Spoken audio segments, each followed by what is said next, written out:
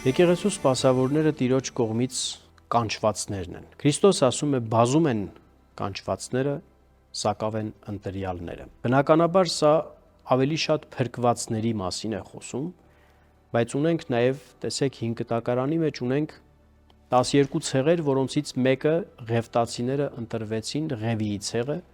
ընտրվեց որպես Տիրոջ տաճարի սպասավորության համար։ Այսօր Քրիստոսով որևէ ազգ կամ ցեղ չէ, որ ընտրվել է սպասավորության համար, այլ բոլոր նրանք, ովքեր որ լսում են Տիրոջ կանչը, Սուրբ Հոգու ազդեցությունը, ներգործությունը եւ իրենց կյանքը նվիրում են Տիրոջ սպասավորությանը։ Նրանք են բոլոր սպասավորները Տիրոջ տաճարի։ Դպիրից սկսյալ մինչև կաթողիկոս բոլորը Տիրոջ տաճարի սպասավորներն են։ Եվ բոլորը մեկ առաքելություն ունեն, որն էլ Մատթեոսի ավետարանի